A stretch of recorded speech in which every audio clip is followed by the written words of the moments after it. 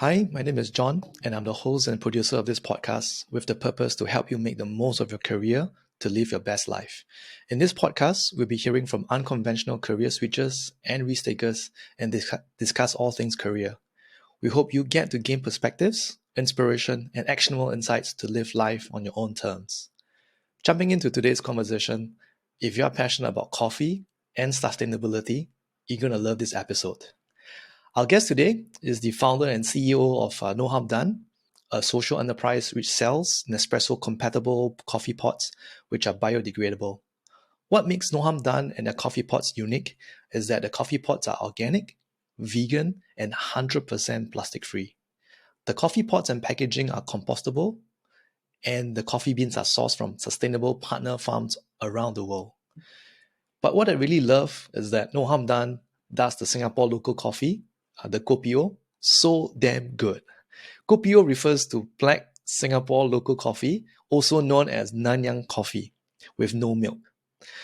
Now, coming back to our guest, before he started No Harm Done, he led a jet-setting career in Europe, being a management consultant at Accenture. And from flying around in Europe, suited up and carrying a laptop with beautiful PowerPoint slides, I'm quite sure, he landed in Singapore and ended up working in a family-owned business which sells packaging to F&B brands. Originally from Germany, a father of two beautiful children, and obviously a huge fan of Kopi, welcome to the podcast, Simon Lieberum. Thank you, John. Simon. Thanks for having me. No, Well thanks done for on making time for pronouncing my this. name. That's not an easy one. Thank you for this. Before we start talking about, I think obviously we have quite a bit to dive into today. Maybe you want to tell us a fun fact or a funny story about you, or something that a lot of people don't know about you. Something that a lot of people don't know about me for good reason, because I keep it a secret, is that actually I managed to, picture a scene where you meet your in-laws. I'm from Germany, so it's my Asian in-laws, being somewhat conservative, for the first time within your own home country. They're visiting, you want to make a good impression, pick a nice location, get everything right, and then end up the scene with me throwing up into the wine cooler on top of the restaurant table. That is a rather obscure scene, and actually describing it now, I still have to laugh about it. That's remotely even possible that happened to me. I'm what happened? What happened? Like, was it the food? Was it the wine that made you vomit? It was. I mean, the story has a few more angles to it. It was. They were the first time in Germany, so I thought, okay, let's create something memorable. So I'm not sure if you're familiar with it. The concept is called dining in the dark. Yes. So it's visually impaired people creating a restaurant atmosphere where you can't see, and it's magnificent. It's really amazing. But me having I just flew in. I still was in my work suit. I was stressed, and then in this environment where you don't see a thing, right? It's pitch black. Obviously, that's the whole idea of it. I got extremely claustrophobic, and I felt it was going down the drain, and then the food came, and I was sweating bullets, and it was just getting worse. I said, okay, there's this point of no return. I need to get out. But how do you get out if you don't see anything? Yeah. So I was calling for the waiter to help me. Obviously, they know their way around. They have the skill. I didn't, but by the time the waiter was there, it was too late. And, fishing around in the dark, the only thing I could find on the table was the wine cooler.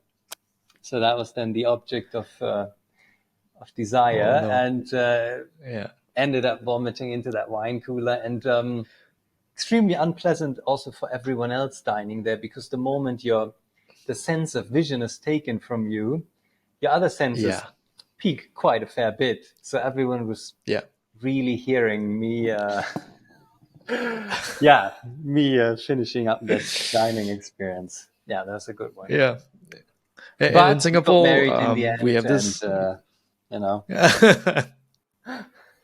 In Singapore, we have this expression, where local expression where someone vomits, we call it the Malayan. So I'm sure you okay, know the yeah, Malayan statue, right? Yeah. yes, So yes, yes, so so you did a Malayan in Germany with your first dinner in Germany with your potential or future parents-in-law, who are yes. I went conservative and from Malayan on Asia. them. Okay. Absolutely. Well, at least you got the final job done. You married your wife in the end. So yeah, that didn't matter that much Yeah, ultimately. yeah. They knew what they were getting into after that. They got to know you inside out, right? That's In why, right? nice, yeah, nice way of putting it. Yep, absolutely. Yeah. So yeah, I think with you, I thought you and your story, knowing the little that I know about you and your career past, I thought you would make an interesting guest, and I thought you have something to share for the audience today. And but first of all, I want to dive in more about No Harm Done, right? I think I did the research about your brand, No Harm Done, and I hope I did justice to your brand by giving that description. But tell us more about No Harm Done. Yeah, sure. I love speaking about No Harm Done. That's really something that's close to the heart. Um, so No Harm Done's been around for 4 years now. We had a few iterations, really letting the market teach us to the level of where we are right now. The idea of No Harm Done is to offer a kopitiam at home experience. And at the same time, on a business level, to be an alternative to Western idea of coffee is mostly Nestle and Nespresso, being imported from the West in very unsustainable packaging. So our products are fully compostable. We're a plastic-free business. All our coffees are Asian coffees. It's really Asian taste centric. So we have kopitiam inspired beverages. So our classic Kopi O. We have Thai iced tea. In 2 weeks' time, we're launching a variation of different Kopi drinks like chocolate Kopi, Gula Melaka Kopi. So very exciting stuff coming up. And on the coffee side of things, we have coffees that really cater to Asian taste, being less fruity and less acidic, as Western coffees often are, and more towards a very bold and robust and darker roast taste profile. Yeah, just not to cut you short, just for context, for those who are not living in Singapore, Kopitiam is like a local coffee shop in Singapore where it's very localized, and the coffee that are being served in a Kopitiam, it's just very much as what Simon has mentioned, very localized Asian kind of coffee, less fruity, less acidic compared to Western coffee or coffee that you get in Starbucks. Okay, and yeah, anything else? Sorry, I didn't mean to cut you short.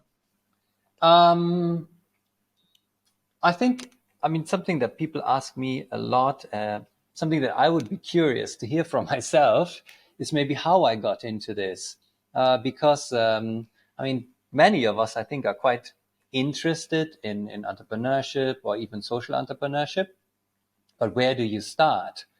Um, how do you come up with an idea, right?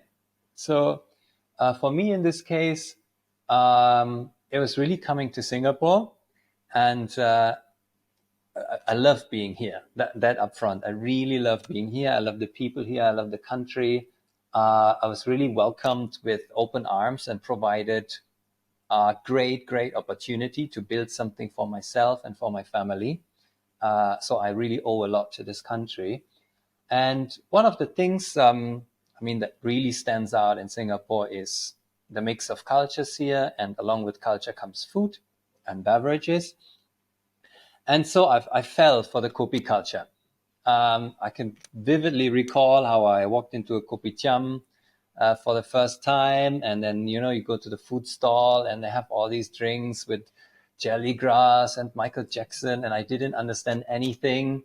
So in my attempt to get a caffeine fix, I walked up to the auntie and told her that I wanted an iced latte to go. And that's basically Kopi C Peng, right?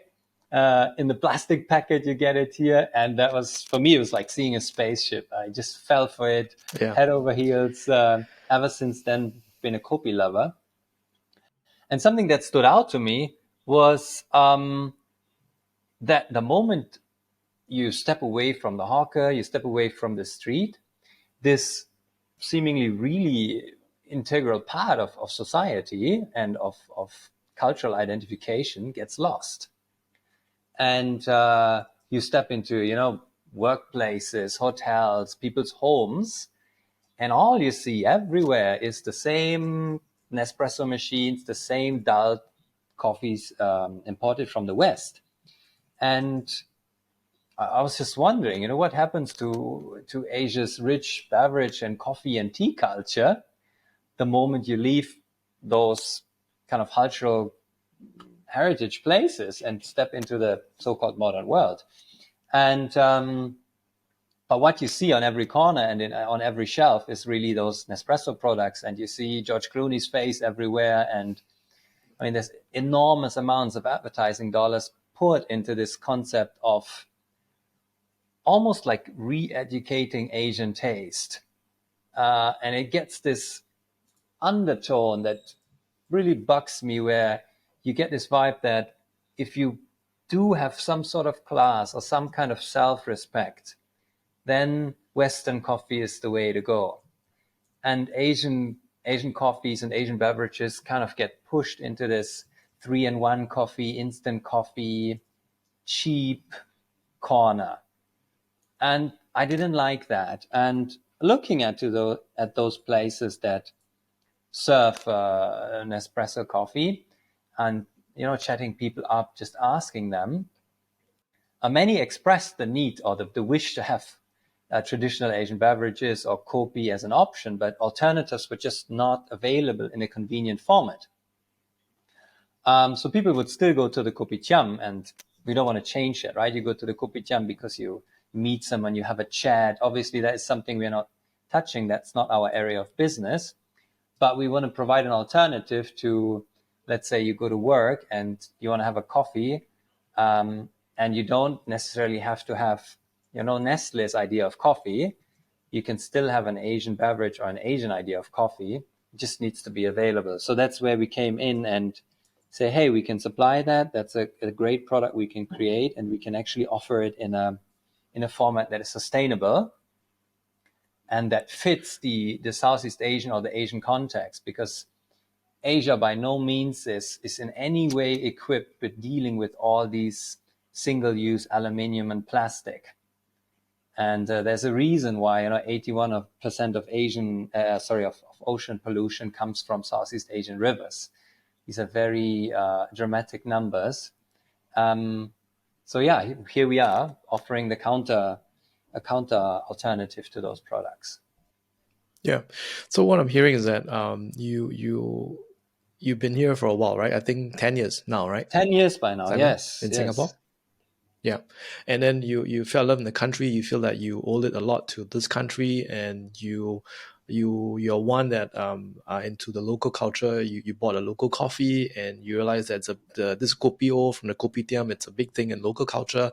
But then when people in Singapore enter their homes, when you see that Nespresso is very popular, and you see all this Western culture or Western kind of coffee being available at home, and that's why you wanted to create the local kopi o to be made readily available to be enjoyed at home. That's why you want to create that. You want to create that kopitiam experience at home. But my question is, you could have easily done that, right? Like making local coffee flavors available in an espresso coffee pot, but you didn't have to make it organic or plastic free. So why? I know you talked about ocean waste, and a follow up to that would be, wouldn't you make your life or your entrepreneur venture a lot more complicated and challenging just to add that social sustainability or social enterprise element to it? Yes, a lot more complicated. Absolutely. But it also, at the same time, makes things a lot more worthwhile and a lot more fulfilling. Um, so yeah, I mean, especially the packaging component, the moment you do not touch plastic or aluminium, things get really difficult and complex in terms of shelf life. So yeah, that was definitely a tough learning along the journey, and many batches we had to recall because something went wrong with the product, couldn't be kept fresh, and so on. And then on the And other hand, you have things that really stand out that come from this, like the people that we work with, the seniors that we hire that form our team here, the support that we get because people understand why we do it, and the social mission that we want to drive. Um, yeah, I guess it's a very personal decision, but for me, I can say it was absolutely worthwhile. And going to work feels much more like an enjoyable hobby than something, I just need to get done in order to feed my wallet, basically. I meant to ask this question later on, but I'm happy to ask you now since we talk about this. Like why, right? I know now you feel that your venture now is a lot more fulfilling and worthwhile to make sure that your business is green, is plastic free, and but what caused you? Was there a big experience you had? Was there a big revelation you had in your life that realized that you do not want to, or you want to start a business that's green, that's also environmentally friendly, at the same time tasty as well? Was there any big thing that happened, or what caused you to start a business like that with this green element to it? Um, I think pretty early on in my career, I kind of noticed already that something was missing. In my first stop being working in strategy consulting, I mean that has its perks for sure, and it can be a very fulfilling job for many. For me, it somehow, I don't know, it didn't really, the benefits wore off pretty quickly, and felt somewhat empty with it. Um, so later on in my career, I was quite interested in the whole concept of having value-based goals, rather than just goals, how much you want to own, how much you want to achieve, but something that has a bit more substance and really connects to the cause and the things that are meaningful to you in life. I mean, it sounds very airy-fairy, but once you put it on paper and execute based on that, it feels very different. Um, Maybe a very lame comparison could be, um, how someone can, a weightlifter can lift X amount of kilos of weight if they train all their life. But then sometimes in the news you hear these miracle stories, where someone has an accident and your kid is squeezed in the car, and then all of a sudden the mother can open the door of a damaged car. These kind of things. I mean, that's an extreme example, and it's not exactly the same. But the moment things that really matter to you are woven into your goals, things really change and work becomes easy. And I feel the hard part about entrepreneurship also becomes easier to endure, because you always have this feeling like, okay, this didn't work out. Okay, I'm still not earning. Okay, we're still not profitable. But regardless of all of those things, what we do here is worthwhile because we serve something bigger than that. And that I find that is a very powerful source of motivation and energy. Yeah, kudos to you. Kudos to people like you who have this vision and who work hard and at the same time made certain significant risks in your life to pursue that vision for the benefit of the earth. So kudos to you. And tell us more about the business. How has it been, right? When do you start it, and how's it doing now so far? We started in 2018, and it was just something I was very passionate about. But I did not have the, let's say, the guts to go all in. So I did it almost a bit like a side project for 2 years. And as it is with things that you do half-hearted, they don't really fly. So it took me, I think that was mostly a journey of like developing myself and growing into the role until early 2021, I would say, when I personally felt ready to take that step and to take that risk. And ever since then, things really changed dramatically. We have rebranded quite recently. We have changed the entire profile. We have changed the products that we offer. We have changed the angle to the business. Before, it was very clear to see that there is a certain group of buyers that is very open and interested in eco-friendly, very open to buy eco-friendly products, even at a higher price. But what does that mean for your business? And we've noticed that we can serve those customers very well. They are not price sensitive, but our impact was very limited. And I mean, it's nice to have a perfect product, but the impact on the planet is very little if you just serve this eco elite. And so we did that as a change also to become a mass market product. And at least in a Singapore context. So yeah, we've been through a few alterations itself and restarted, I would say, I mean, we just rebranded and really restarting now into the mass product segment. So we are going into hotels now, into cold storage, supermarkets, and so on. So these are really big breakthroughs for us, and very interesting learnings also. Yeah, sorry. Yeah. So there was, I'm sure in the beginning, there was product development to keep refining a product. And as you mentioned, you went through a few iterations. And I heard about the distribution, right? And I think distribution and product development can be very different things. You can make a very good product, but I think FMB, correct me if I'm wrong, FMCGs, fast-moving consumer goods, or even food, a lot depends on distribution. Sometimes it's the fact that people buy certain brands or certain things because they're readily available at the channels that they frequently go to, rather than the quality of the products.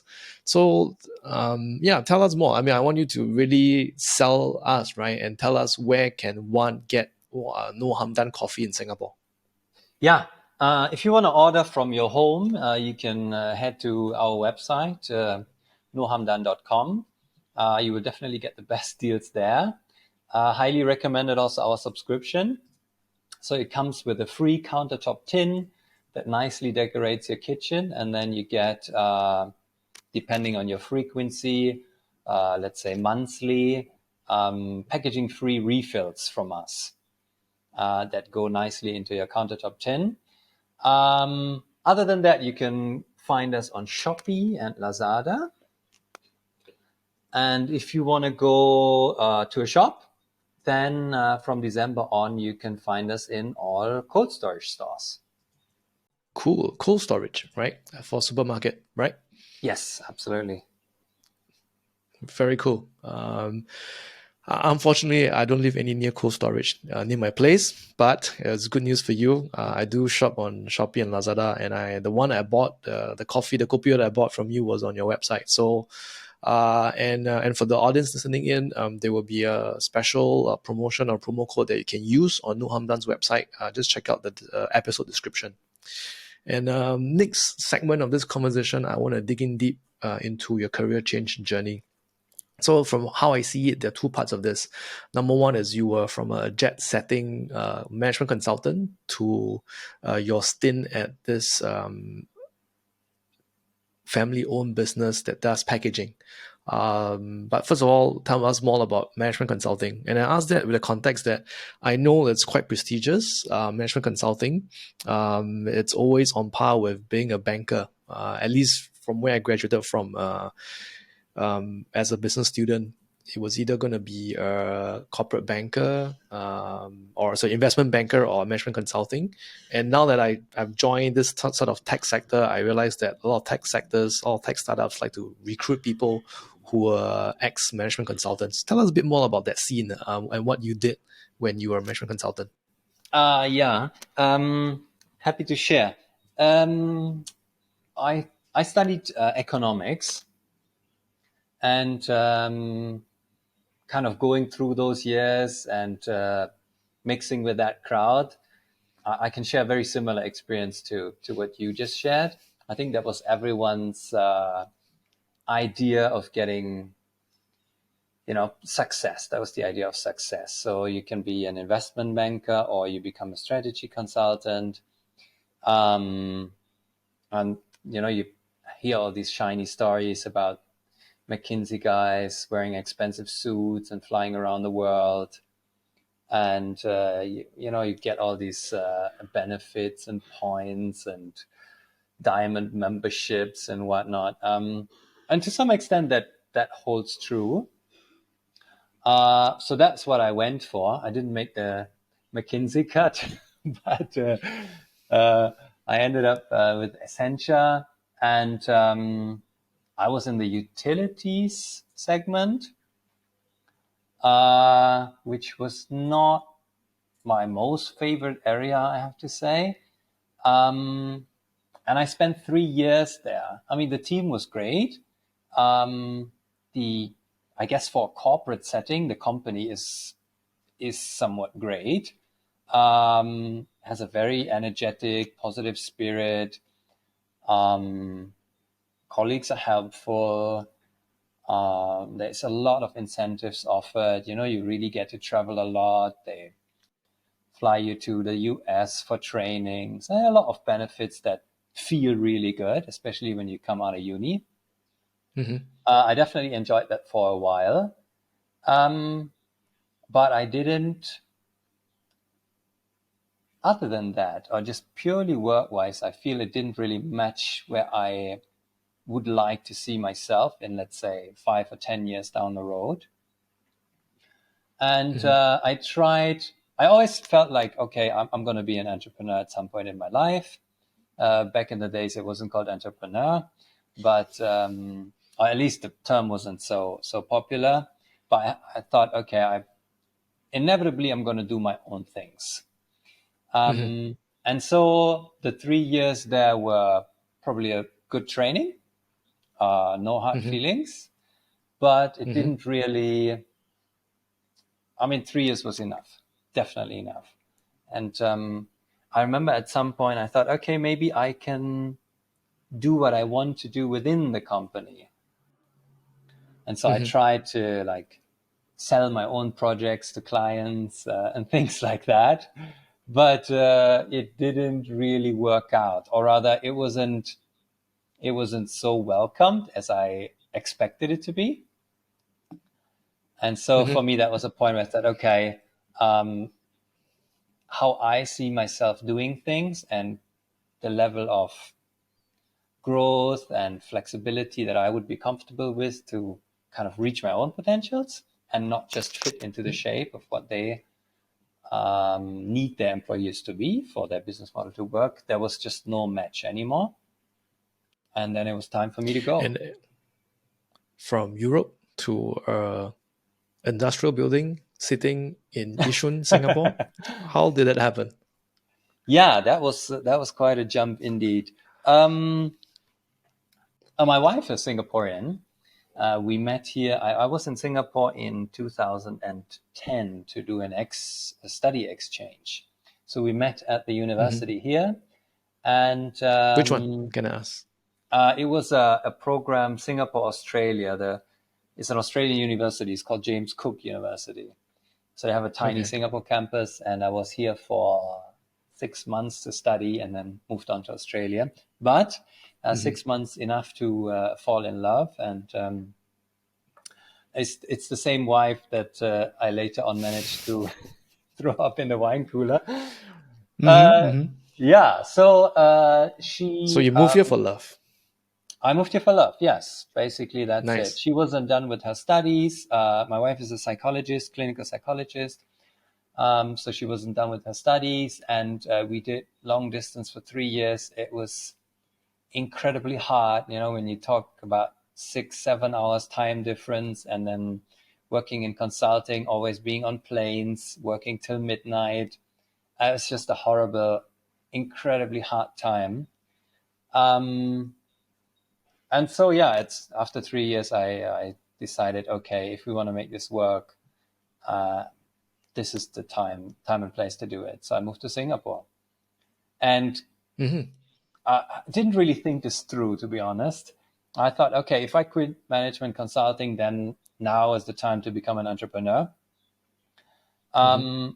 But just by saying I'm going to be one, you don't really secure an income, or you don't have real ideas yet. You don't have anything to begin with. So I came to Singapore, and initially the idea was just to join my wife's family business for a while, until I could figure out what I'm going to do. Because you need to be working to get a visa and so on. So Mm-hmm. I want a genuine visa. I want to work. So I just joined the family business, and yeah, it was very different. I can tell you that. Yeah. It I was can very imagine, different. yeah. Yeah, and you could have been the first German guy that the Kopitiam at Yishun saw, back then. Yeah. Yeah. So yeah, and then so you spent some time there, and then you started No Harm Done. I figured that, as you mentioned earlier, 2018 it started off as a side project, and Yeah, then early 2021 you went in full in, right, all in. And can I ask, when you pivoted from the family business, the yeah. packaging business, to No Harm Done, um, and and now that you told us that you did your school in economics, so I figured there wasn't any sort of engineering in your education, right? That is correct. Yeah, I have no Yeah. skills whatsoever with everything technical. Yes. And, and maybe I'm presumptuous, but I Yeah, figured that if you, at a point in time when you decided to start No Harm Done with the vision that you had to make sure that it's 100% eco-friendly, yeah, I will believe that having some knowledge of materials would be very helpful to at least kickstart that business. And I just want to know, how was the learning curve like when you sort of either trying No Harm Done as a side project, or that full jumping in 100%? How was the learning curve like? And with that, how do you learn things that you didn't know but was needed to kickstart the business? yeah, So yeah, we can walk through with us those times that you had. yeah. I think that's a great question. Thanks for that. Um, Looking back, I think the main or the steepest learning curve was me coming to Singapore, coming to Asia, and joining the family business. Um, Having basically not knowing anyone, so there's no network to rely on, and you don't really see how important that is until you don't have it anymore. It's something we always take for granted. People you can ask for this, people you can ask for that. Common things, just having someone to discuss your ideas. If all is down to zero, it gets quite tricky. Then being in an area, in that case, it was packaging, where I had absolutely no prior knowledge.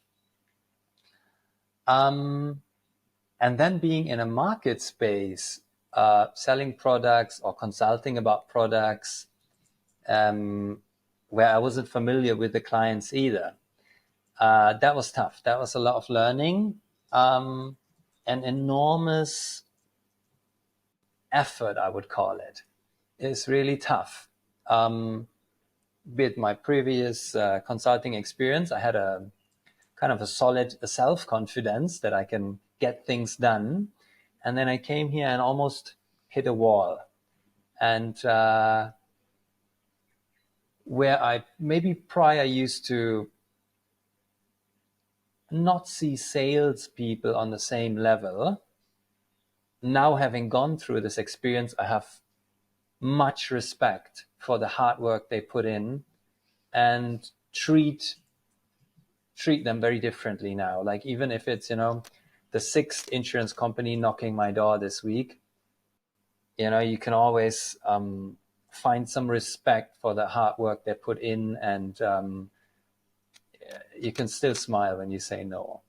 I think that was a tough time where I was just, at the end of the day, I was sitting here with a telephone book and Yeah. ringing up companies Yeah. and trying to acquire new customers and just getting from no to no to no. And I wasn't used to that. Yeah. For sure. That was intense. So that was where my main learning really happened. Yeah. How to bridge that to the startup world, I think is just that's a continuous effort to just constantly, I think, get out of your own comfort zone and just ask people that know it better than you, and then I just see how they do it and let them teach me. Yeah. Yeah. I think, yeah, when I first met you, I thought you were quite grounded. I thought you were quite soft spoken. Of course, being soft spoken, I think, could be your personality. And when I heard that you were an ex management consultant, like your soft spokenness and your groundedness didn't really resonate with the impression of being a ex management consultant. So now that I hear this part of the story, then I think I can draw the link, because you there was a time where you kept getting no's, right? And there was a time when you first rooted your whole life to come to Asia to work in a industrial building in Yishun in Singapore. It was a life-changing experience and something that you're not used to. So I think that's at least that's my impression, right? And I want to sort of switch gears a bit into the next part about some of your reflections. I think you did something drastic, not just changing career, but also changing your entire life, right? You uprooted yourself to come to a place where you have no friends or no network. And then you really could have been very comfortable being in a family business, but you went on to do something that you would call your vision, right? To pursue that eco-friendly business.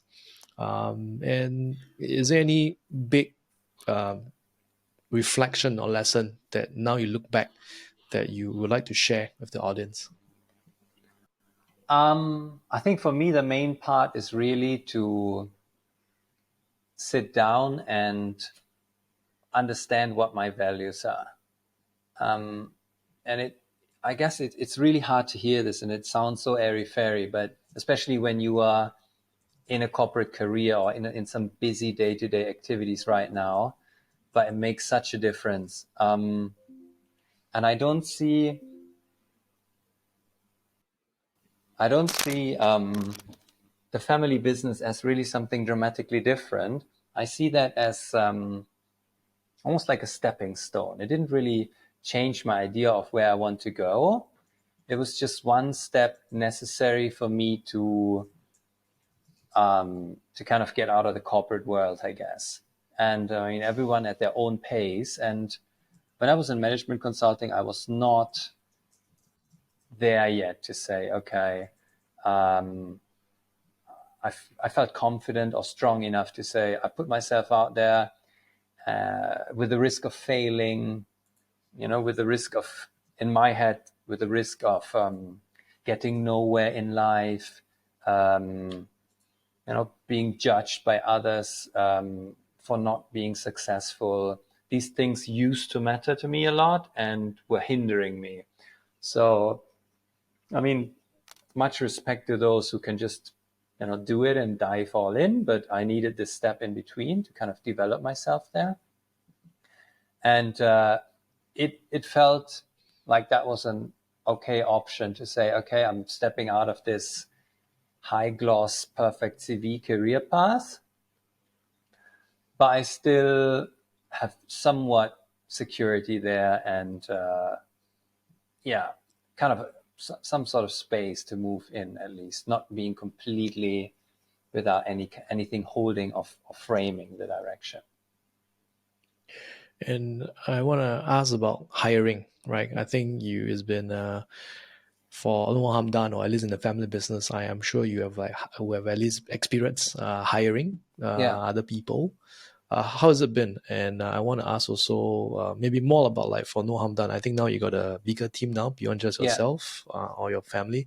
And any thoughts on the younger generation or on the generation that you kind of hire? So we hire uh, 65 years and above.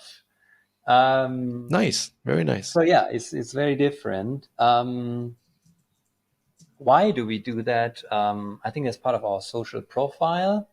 Um, there are a lot of people out there that still have to work at Hmm. an older age, and I take pride to some extent in being able to offer them a work environment where it's very positive, very friendly.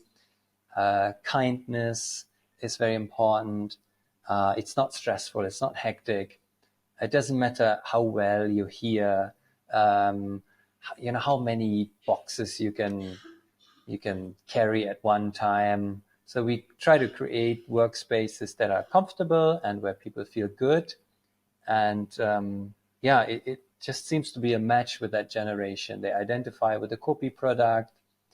You can see they're in a good spirit. And that makes up for a lot of it. That really makes up for a lot of it. I don't see ourselves as like being a productivity failure here. We get our stuff done and we get our products out on time to the customers, and we pack with care and passion and with love for the product. And I mean, that's what matters at the end of the day. Yeah.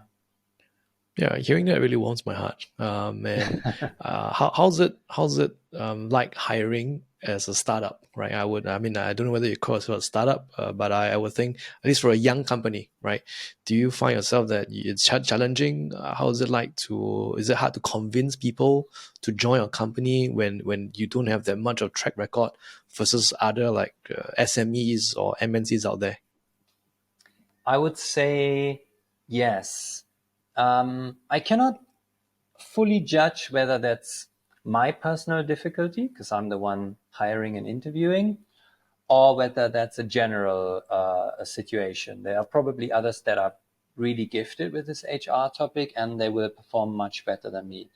I had a difficult time, definitely. Quite recently, I was looking for a job position in as a marketing lead here, and I couldn't find someone that I saw filling this position over the next years. And so I ended up hiring an agency, which is okay Mm. for me. They're doing a fantastic job. It's still in Singapore. It leads to employment and work done here within the country. So that's perfectly fine. But I wouldn't say that's my strong suit. And I don't find it that easy. Whereas on our operations team, where we hire the seniors, that just flows. I don't know, that Mhm. comes naturally. We have regular social events where we serve Kopi, and we call it Kopi for a cause. In Singapore, there is, amongst the population of the elderly, there is a group where people, everyone's taken care of by the government to some extent, but there's certain aspects where the government cannot really do that much. Yeah, when people fall under this cluster called social isolation, and that is, if you look at the numbers for Singapore, that is one of the main drivers for suicide amongst the elderly. So we host weekly Kopi for a cause gatherings where people can just come down under the block for a cup of Kopi and basically have a reason to get out of bed use their voice. If you don't talk to someone in weeks, it really gets to you. Where they can be heard, where they can, crack a joke, listen to some music. And for us, it's just a cup of Kopi that we put on the table, and a smile and organizing. So yeah, it's amazing how this little can create so much value for them. So that's kind of the space in that we're moving, and hiring then somewhat happens naturally because we in touch with so many elderly people, and then when there's a job opening, it's fairly easy to find people that are eager to jump in and So, help out. and any last call out, any last parting words? I know that any business plans that No Harm Done is embarking on that you want to give a special mention and shout out to the audience here. I think for us as a business, it's really a big milestone that we managed to get our products on the shelf in cold storage. So that's super exciting for us. So from December onwards, I can just ask everyone who's listening to go out and support us. Try our new Kopis, Gula Melaka Kopi, Choco Kopi. Go to cold storage and give us your support. And in return, I can promise that, as always, for every cup of Kopi that we sell, we serve someone in our community that really needs a friend and a cup of Kopi, a free cup. Thank you very much, Simon. Thank you for sharing us your life journey, and also sharing these exciting plans of No Harm Done and the wonderful work that you do for No Harm Done, or the No Harm Done is doing for the world and for Singapore. So thank you once again for your time, and we'll see you soon, right? We will see you soon, and hopefully we can meet at the Kopi for a course one day. We should absolutely do that. Thank you so much for your time, John. Thanks for having Thanks, me. Simon. Thank you, Simon. We speak soon. Bye Thanks. bye. Bye-bye.